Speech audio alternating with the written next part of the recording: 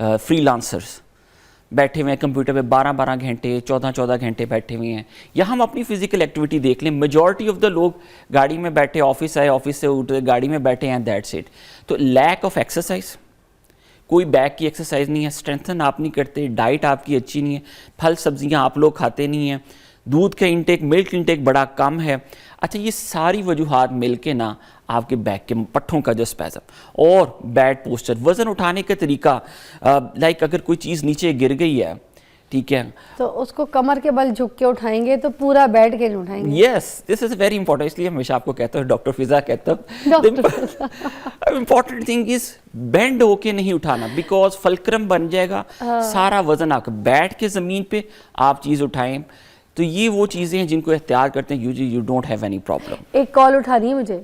जी जी sure. कोई गिरी हुई चीज़ उठाओ मगर एक सबा की कॉल है, पेशावर से उठाते हैं। अस्सलाम वालेकुम।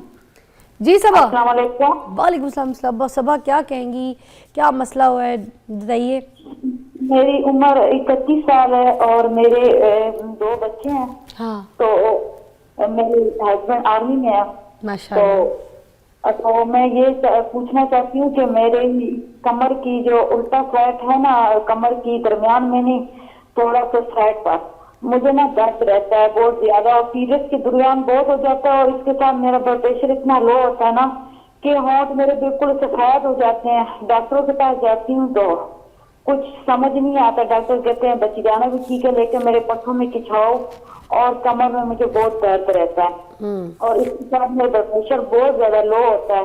हर टाइम मैं दिन में 2 मरतबा कैल्सी पीती हूँ, 3 मरतबा पीती हूँ, फ्रूट भी खाती हूँ, लेकिन समझ नहीं आ रही क्या हो रहा है। और दूसरा मेरा सवाल अम्मी के बारे में, अम्मी मेरी इब्तदाद में है, तो मेरी अम्मी की टांग घुटना सूजा रहता है, उन टांग से बिल्कुल चल ही नहीं सकती। मेरी अम्मी की वजन क्या है, अम्मी का वेट कितना है, और अम्मी का वेट कितना है?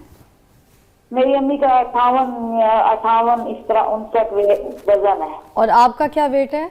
आप 30-32 मेरा जो वेट है वो इस तरह, अम्मी का मैंने गलत बताया, 73 kg है, 73। अच्छा। और मेरी 31 साल उम्र है, मेरा वजन कभी 61 होता है, कभी 60 होता है, कभी 58 होता है। ठीक है, थैंक यू। आपको अभी बताते हैं प्रोग्राम में। जी सर। अच्छा, बिल्कुल ठीक है, आपने बात की, आपका जो वज़न है बिल्कुल मुनासिब है। मैंने पहले ही कहा था हिस्ट्री बड़ी इंपॉर्टेंट है, मैडम आपने हिस्ट्री ली, ये बड़े इंपॉर्टेंट क्वेश्चन है। अच्छा, कमर में दर्द में अगर सेंटर में हो ज़्यादा, जो आपका सवाल था डिस्क और मोरे रिलेटेड होता है, इन्होंने कहा इनकी कमर में दर्द साइड पे है। हाँ। साइड पे यूलिक कूले का जोड़ आ जाता है, जिसमें सेक्रोइलिक ज्वाइंट आता है या हिप ज्वाइंट आता है। प्रॉब्लम क्या होती है, कमर के लिए सारे मोरे को देखते रहते हैं, लेकिन जो साइड पे स्ट्रक्चर पड़ा हुआ है उसको नहीं देख रहे होते। तो इसमें ज़्यादा इंपॉर्टेंट, जो आपकी हिस्ट्री मैंने एग्जामिन नहीं किया, लेकिन हिस्ट्री से ऐसे लग रहा है जिस तरह आपको सेक्रोइलियक जॉइंट या हिप जॉइंट की प्रॉब्लम है। उसके लिए अच्छी चीज़ ये है कि आप अगर जैसा घर में रेमेडी आप कर सकती हैं, अगर आप उसकी बर्फ़ की टकोर करें साइड पे, अगर बर्फ़ की टकोर से आपको आराम आ जाता है, इसका मतलब होगा कि आपको ये कूले की जोड़ की, सेक्रोइलियक जोड़ की पेन है, और ये इंशाल्लाह इससे सेटल हो जाएगी, वरना मसाज से भी फ़र्क पड़ता है। ना सेटल हो तो स्टेप 2 पे जाना पड़ेगा, जिसके अंदर एक्सरे और एमआरआई की तरफ आपने जाना है। पहले एक्सरे करा के देखें, अगर उसमें कोई चीज़ नहीं आती फिर एमआरआई कराएं, ताकि आपकी चीज़ों को बेहतर आ जाए। दूसरा क्वेश्चन उनकी वालदा के रेफरेंस है, घुटने के में वो कह रही थी कि सोजिश है और चलना मुश्किल है, तो उसमें घुटने को देखना पड़ेगा। ओल्ड एज में ऑस्टियोआर्थराइटिस बड़ा कॉमन है, जिसकी वजह से ये प्रॉब्लम होती है, और मोरों का भी ऑस्टियोआर्थराइटिस होता है, ये घिस जाते हैं उम्र के साथ, उसकी वजह से भी प्रॉब्लम आ रहा होता है। तो ये देखकर एग्जामिन करके करना पड़ेगा। वालदा के लिए मैं ये ज़रूर कहूँगा कि कमर का और घुटने का पहला स्टेप में एक्सरे ज़रूर कराएं, ताकि उसमें हम देख लें कोई ऐसे स्ट्रक्चर तो नहीं प्रॉब्लम, या फिर इसमें एक्सरे से आपको क्या पता चलेगा कि क्या एग्जैक्टली इश्यूज़ क्या आ रहे हैं, और क्या बता सकेंगे? एक्सरे के अंदर से ना हमें बोनी स्ट्रक्चर्स का पता लगता है, बोन की डेंसिटी कैसी है, क्या फ्रैक्चर तो नहीं है, बाज़ दफ़ा माइनर फ्रैक्चर ज़रूर होती हैं, बाज़ दफ़ा पट्टे की खिंचाव की वजह से, क्योंकि हमारी जो अल्लाह ताला ने कमर में उसमें थोड़ा सा खम है, ऐसे कर्वेचर है, लोडोसिस हम बोलते हैं उसको, वो ख़त्म हो जाता है। हमें पता लग जाता है कि ये पट्टों के खिंचाव की वजह से कमर बिल्कुल तख्ता, हम अक्सर कहते हैं तख्ता हो गई, सीधी हो गई है, तो वो हमें स्ट्रक्चर्स का पता लग जाता है, फ्रैक्चर का पता लगता है, ऑस्टियोआर्थराइटिस का पता लगता है, मस्कुलर स्पैज़म का हमें पता लग जाता है, बोन की डेंसिटी का पता लग जाता है। थोड़ा सा बाज़ दफ़ा इसके साथ हमें उसकी ब्लैकनिंग और देख के इन्फ्लेमेशन या यूरिक एसिड के एलिमेंट का भी थोड़ा सा आइडिया हो जाता है हमें।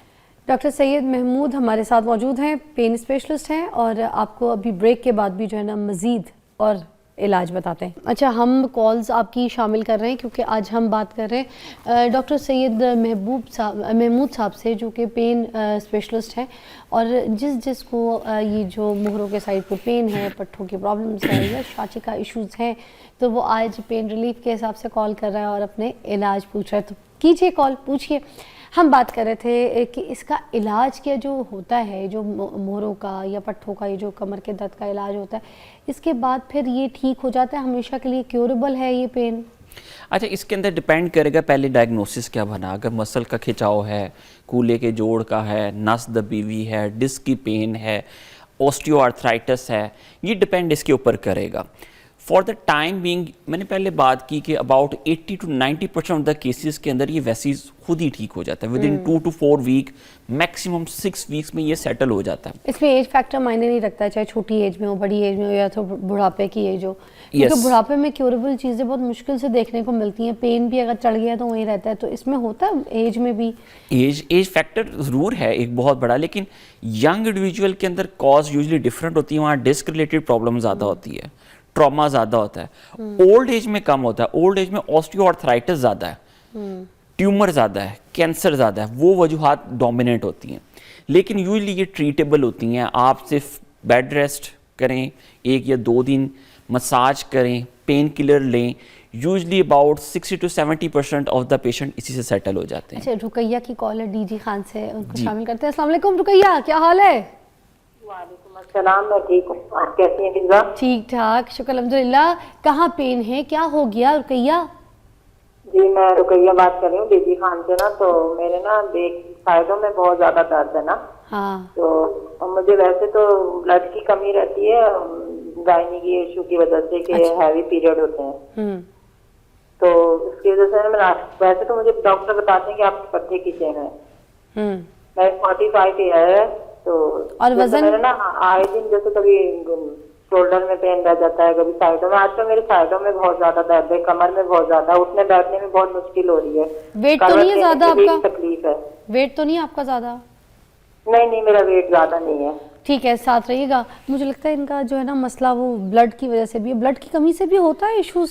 देखिए, बिल्कुल आपने बात की, जैसा उन्होंने बात की कि मेरे कमर में दर्द, पट्ठों में दर्द, शोल्डर में पेन। अच्छा, ये हमारी ब्लड की कमी, अनीमिया की भी एक अलामत है, जिसके अंदर आपको जनरलाइज बॉडी पेन होती है, लेकिन कमर की दर्द डोमिनेट होती है क्योंकि वजन ज़्यादा उस पर पड़ रहा होता है।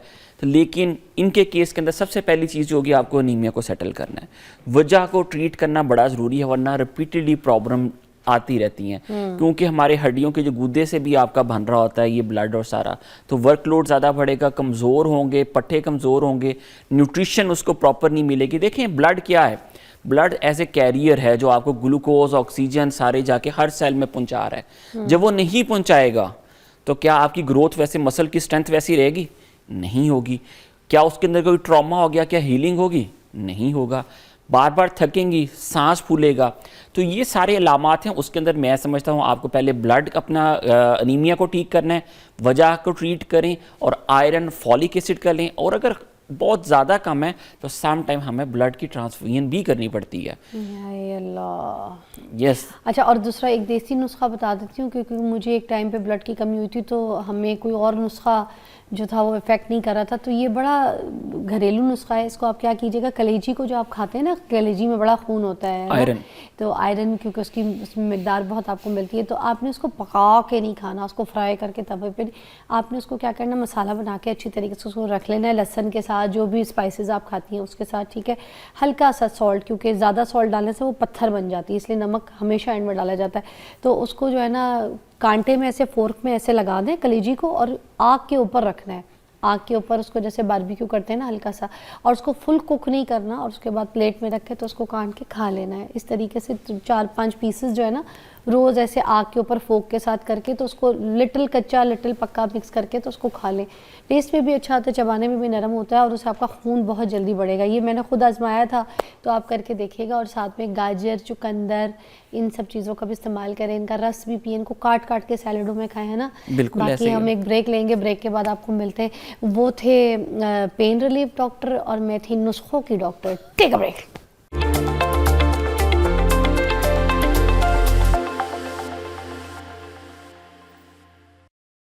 तो बड़ी हम आपस में भी बात कर रहे थे, इलाज लोगों की चीज़ों को हम डिस्कस कर रहे थे।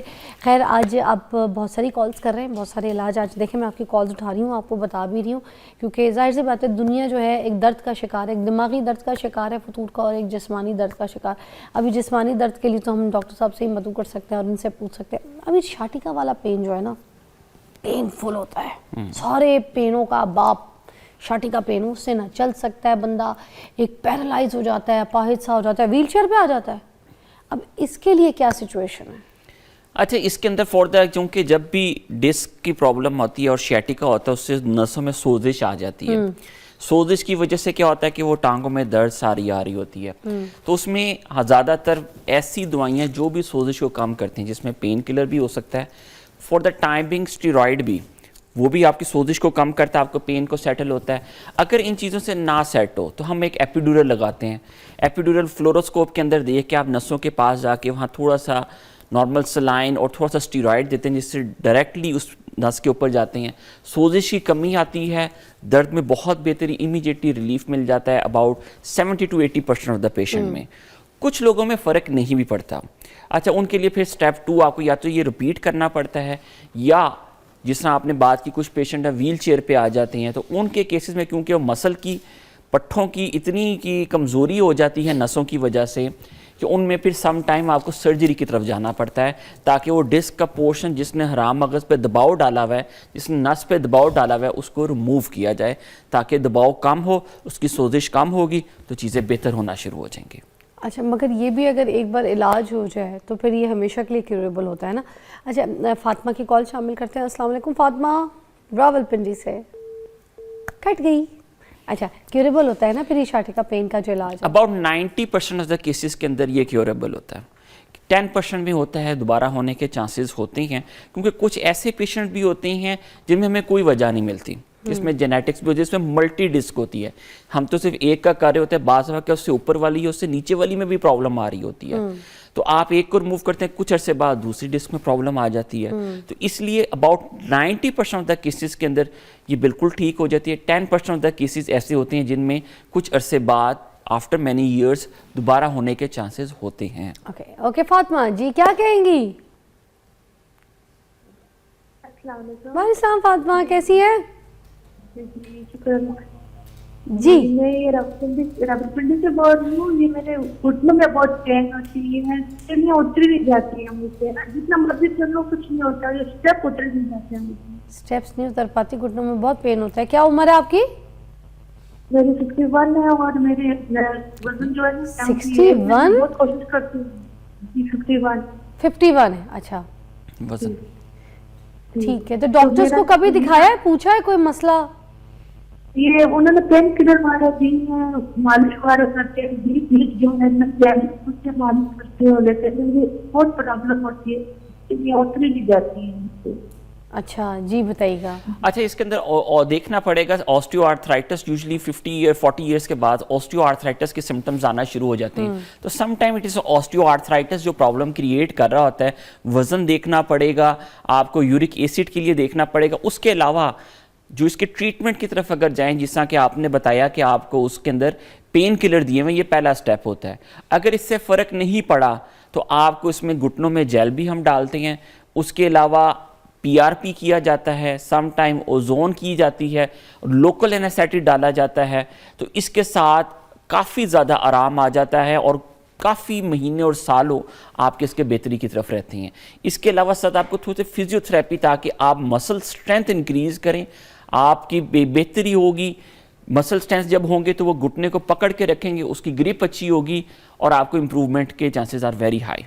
Alright, thank you so much. और अगर कोई मसाज आप करवा रही हैं तो उसके लिए पेपरमिंट ऑयल, रोज़मेरी ऑयल और लेवेंडर ऑयल, ये 3 ऑयल को अगर आप मिक्सचर बना के मसाज करती हैं तो वो बहुत अच्छा है पेन रिलीफ के लिए। वरना फिर आप अलग अलग अगर आपके पास पड़ा है तो अलग अलग भी इसको इस्तेमाल कर सकती हैं, सेपरेट कभी भी, जहाँ पे आपको घुटनों में कोई दर्द हो। ये भी ट्राई करके देखिएगा। थैंक यू सो मच, बहुत बहुत शुक्रिया डॉक्टर साहब, बड़ा अच्छा सेगमेंट और बड़ी सारे आपने कॉल्स लेके जो है ना लोगों का इलाज तजवीज़ किया है। अल्लाह आपको खुश रखे। एक ब्रेक के बाद मिलते हैं।